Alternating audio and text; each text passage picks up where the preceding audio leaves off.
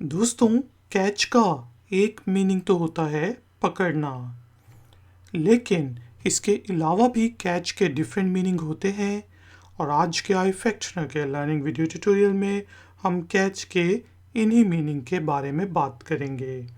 फिर word catch को use करते हुए और इनके डिफरेंट मीनिंग्स को यूज़ करते हुए इंग्लिश में डिफरेंट सेंटेंसेस बनाएंगे और उनकी ट्रांसलेशन को समझेंगे। ट्यूटोरियल ज़रा गौर से सुनिएगा क्योंकि आखिर में है एक छोटी सी एक्सरसाइज। तो शुरू करते हैं जी अपना आज का iFactioner का लर्निंग वीडियो ट्यूटोरियल। दोस्तों, वर्ड कैच का एक मीनिंग तो होता है पकड़ना, जिस तरह बॉल को कैच करना या किसी चीज़ को पकड़ना। और इसके अलावा कैच के डिफरेंट मीनिंग होते हैं, जिनमें से सबसे पहले हम कहते हैं जिस तरह पुलिस ने चोर को पकड़ लिया या गिरफ्तार किया, तो उस वक्त हम कैच का वर्ड यूज़ करेंगे। इसके अलावा जिस तरह मैं आपसे पूछता हूँ, यार तुमने बस पकड़ ली थी, यानी कि आपने बस पे चढ़ गए थे, आपको मिल गई थी बस, तो उस वक्त भी हम कैच द बस का वर्ड यूज़ करते हैं, did you catch the bus. इसके अलावा भी जो मैंने आपको बताया, जिस तरह ख़ास तौर पे बॉल को पकड़ा जाता है तो उसको बॉल को कैच करना कहा जाता है, और नाउन के तौर पे भी कैच को हम यूज़ करते हैं। इसके अलावा जिस तरह अगर कोई चीज़ आपको अपनी तरफ अट्रैक्ट करती है तो उस वक्त हम कहते हैं कि इस चीज़ ने मेरी अटेंशन को कैच किया, इस चीज़ ने मेरी अटेंशन को ग्रैब किया। दोनों वर्ड्स को हम यूज़ करते हैं।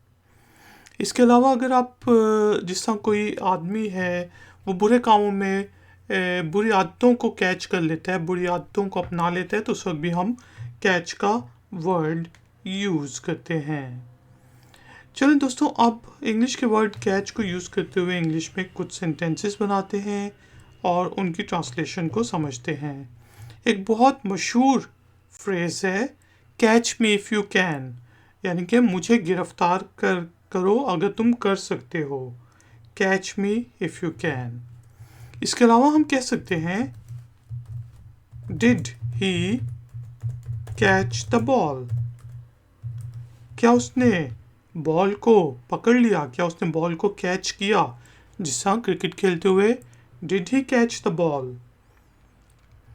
इसी तरह हम कह सकते हैं, अब देखिए कैच की जो सेकंड फॉर्म होती है वो होती है कॉट, CAUGHT, कॉट। या हम फ्यूचर टेंस में बना लेते हैं कि they will be able to catch the bus, कि वो बस को पकड़ने में कामयाब होंगे। They will be able to catch the bus, यानी कि वो बस पे चढ़ने में कामयाब हो जाएंगे, वो हो सकेंगे, एबल हो सकेंगे। They will be able to catch the bus. इसके अलावा हम इस तरह भी कह सकते हैं the police is trying to catch the criminals, कि पुलिस जो है वो मुजरमों को पकड़ने की कोशिश कर रही है। The police is trying to catch the criminals. तो दोस्तों, उम्मीद है कि आपको वर्ड कैच का मीनिंग समझ आ गया होगा। टाइम हुआ है एक्सरसाइज का। एक्सरसाइज के तौर पे आपने इंग्लिश के वर्ड कैच को यूज़ करते हुए इंग्लिश में एक छोटा सा सेंटेंस बनाना है, और वो कोई भी मीनिंग को यूज़ करते हुए आप बना सकते हैं और उसको नीचे दिए गए कमेंट्स बॉक्स में पोस्ट कर देना है। अगर उस सेंटेंस में कोई गलती होगी तो मैं आपको चेक करके बता दूंगा।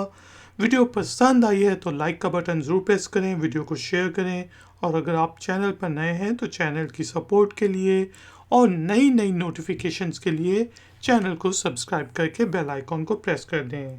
क्वेश्चंस और कमेंट्स के लिए आप कमेंट बॉक्स को यूज़ कर सकते हैं। मिलेंगे एक और नए वीडियो ट्यूटोरियल में। Until then, take care, keep learning, keep enjoying. Good day.